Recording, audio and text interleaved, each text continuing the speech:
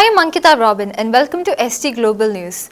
From the miraculous recovery of the Tabernacle and Eucharist from Corpus Christi Parish in Pacific Palisades, which was reduced to mere ashes, to the beatification of Sister Claire Crockett, an actress turned religious sister from Derry in Northern Ireland, we have many stories to cover.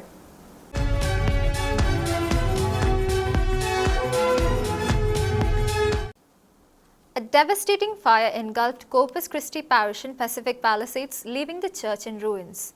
Amid the destruction, Captain Brian Nassour of the Los Angeles Fire Department discovered the tabernacle intact beneath 6 feet of rubble with the consecrated Eucharist miraculously untouched. This extraordinary recovery has become a powerful testament to faith and hope for the parish community. On the morning of January 7th, parishioners gathered with Monsignor Liam Kidney for the Holy Eucharistic celebration at Corpus Christi Parish in Pacific Palisades.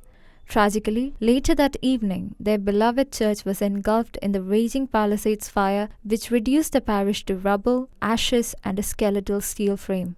The fire that tore through Pacific Palisades also destroyed the homes of many parishioners.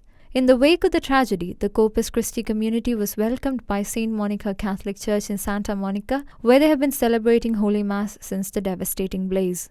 During one such Mass, Monsignor Liam Kidney addressed the congregation, his voice trembling as he recounted a phone call he received on Saturday, January 11th. I got a phone call, and the phone call came from a Captain Brian Nassour in the LA City Fire Department.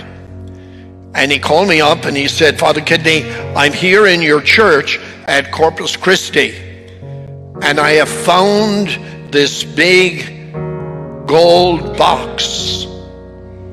And what would you like me to do with it?" And Captain Brian had found the tabernacle. Captain Brian is Catholic.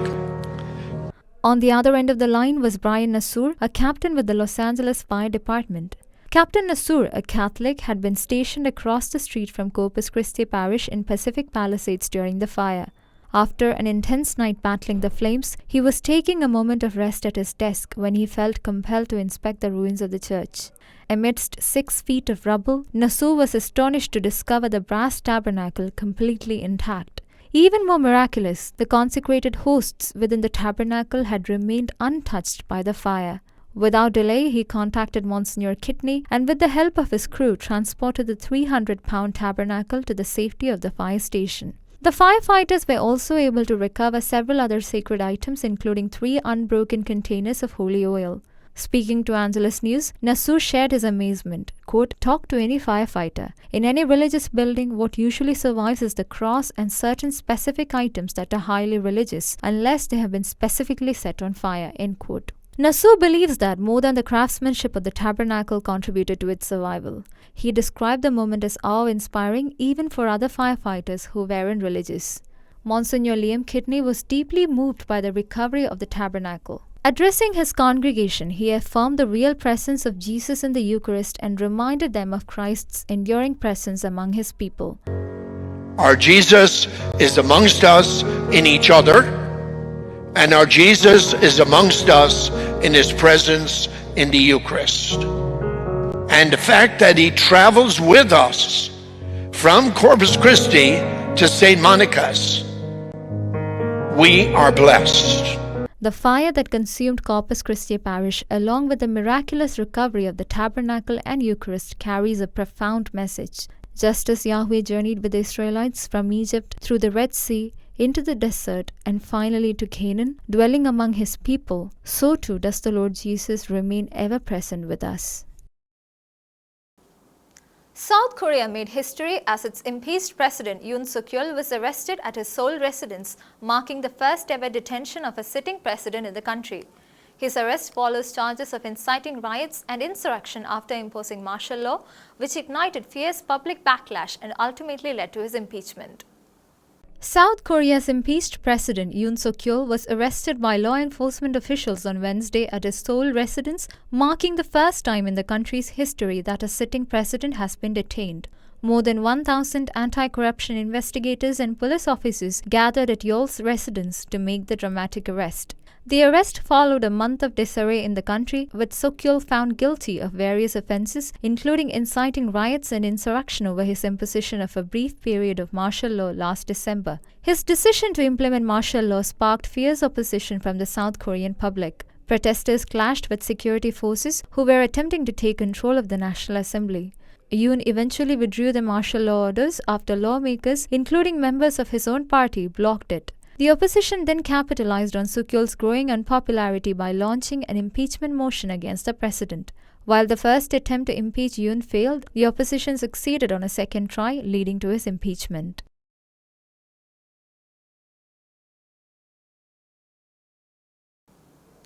Labour MP Sarah Champion has broken party ranks to back calls for a national inquiry into grooming gangs, urging the Prime Minister to act swiftly on the recommendations of the previous Professor J inquiry.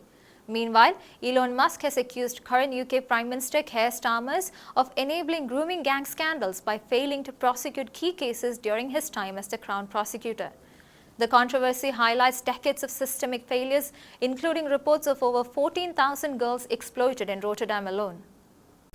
Sarah Champion, a Labour MP and a prominent feminist voice in Parliament, has broken party ranks by supporting the opposition's call for a national inquiry into grooming gangs. The Rotherham MP stated that the Prime Minister has no choice but to swiftly implement the recommendations of the previous Professor J inquiry into the issue and examine the failures of those in positions of authority. Tech tycoon Elon Musk has also strongly criticized the Prime Minister and other well-known figures for allegedly covering up the scandal that has shocked the nation.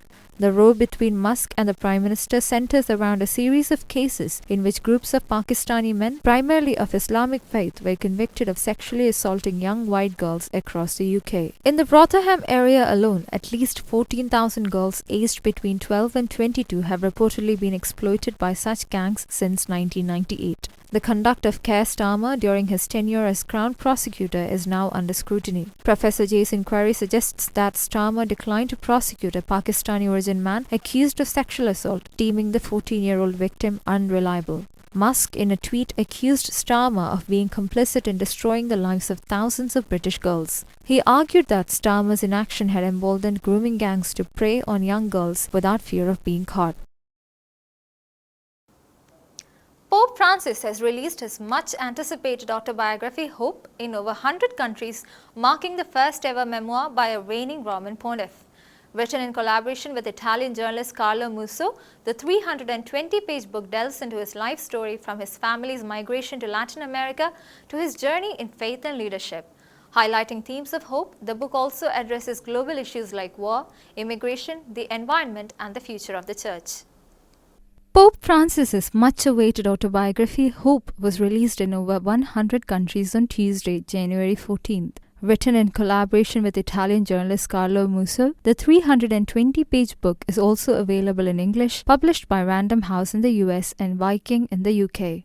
The autobiography, which took 6 years to complete, was originally intended to be published after the Holy Father's death. However, Pope Francis decided to release the book at the beginning of the Jubilee year. Random House described the book as the first autobiography ever published by a reigning Roman pontiff. The autobiography starts in the early years of the 20th century, with Pope Francis's Italian grandparents and father migrating to Latin America. It includes numerous revelations, anecdotes, and photographs. In the memoir, Pope recollects his childhood in Buenos Aires and how his background was shaped by his family's migration, his parents' memories of war, and the poverty he witnessed around him. He also writes about discovering his vocation to the priesthood and serving as a priest, then eventually as Cardinal Archbishop of Buenos Aires. Underscored by the theme of hope, Pope Francis also writes about issues such as war and peace, immigration, the environmental crisis, social policy, sexuality, and the future of the Catholic Church. A priceless 125-year-old golden crown was stolen from the Virgin Mary statue inside Philadelphia's historic St. John the Evangelist Church in a daring early morning heist. Surveillance footage shows a masked intruder smashing a century-old stained glass window to gain entry, leaving police and the community searching for answers. A 125-year-old golden crown sat on the statue of the Virgin Mary inside St. John the Evangelist Roman Catholic Church in Philadelphia was stolen in the early hours of Saturday, January 11th. Surveillance footage showed a masked man smashing a stained glass window and getting inside the church at around 1 a.m. According to St. John's Associate Pastor John McCloskey, the theft happened in just 10 minutes. The Central Detective Division of the Philadelphia Police is investigating the burglary and has sought the public's help in identifying the individual on the surveillance video clips. The crown, made of gold and adorned with gems, was created around 1900 by James E. Caldwell and Company to celebrate the reopening of the church after an 1899 fire that destroyed its interior except for a marble statue of the Blessed Mother. The stained glass window broken by the thief was made in Munich, Germany in 1902. St. John the Evangelist Church dates back to 1838 and once served as the cathedral for the Diocese of Philadelphia. From a lively wild child actress in Northern Ireland to a devoted nun who inspired countless souls, Sister Claire Crockett's remarkable journey continues to touch hearts around the world. Her path to sainthood officially began in Madrid, Spain, where she was declared a servant of God, marking the first step toward canonization. With her vibrant faith, love for Christ, and contagious joy, Sister Claire's story is a powerful testament to the transformative power of God's grace. The beatification cause of Sister Claire Crockett, a nun from Derry, Northern Ireland, who died at the age of 33 in a 2016 earthquake in Ecuador, was officially opened at the Cathedral of Alcalá de Henares in Madrid, Spain. The ceremony, presided over by Bishop Antonio Prieto Lucena of Alcalá de Henares, marked the declaration of Sister Claire as a servant of God, the first step in the process of canonization. The event was attended by several notable figures, including Bishop Donald McKeown of Derry, Cardinal Fernando Chumale Gurib, Archbishop of Santiago de Chile, and Sister Kristen Gardner, the postulator of Sister Claire's beatification cause. Over 100 people, including Sister Claire's family, travelled from Derry to Madrid to witness the occasion, which also began the diocesan phase of her beatification process. During this phase, a tribunal will examine Sister Claire's life, virtues, and reputation for holiness. Sister Claire Crockett was born on November 14, 1982 in Derry, Northern Ireland. Despite the political unrest in the region, she lived a vibrant and spirited life. At the age of 14, her talent was recognized by an acting agency, and by 15, she was working as a professional actress. While her dream of becoming a world-famous actress seemed within reach, Claire felt a deep, unfulfilled longing for something more. Neither alcohol nor cigarettes could fill the void she experienced. At the age of 16, Providence brought her to Spain for a Holy Week encounter pilgrimage, where she met Father Rafael Alfonso, the founder of the Home of the Mother community, who later became instrumental in her life. On Good Friday, as she went up to kiss the crucifix, she had a profound realization that it was her sins that nailed Jesus to the cross. That event was transformative in her life. With a beer in one hand and a cigarette in the other, she made the bold declaration that she was going to become a nun. 2 years later, on August 11, 2001, she entered the congregation of the Sisters of the Home of the Mother. She made her perpetual vows on September 8, 2010. As a servant sister, she served the communities in Spain, the United States, and Ecuador. Sister Claire died on April 16, 2016, when a devastating earthquake struck Playa Prieta, Ecuador. She and 5 postulants were sleeping on the first floor of a school when the building collapsed. All 6 perished. The story of a wild child actress who gave up all chances of fame to embrace the holy orders inspired thousands worldwide. As the postulator of her cause, Sister Kristen Gardner attests that many find in Sister Claire a friend even without having met her.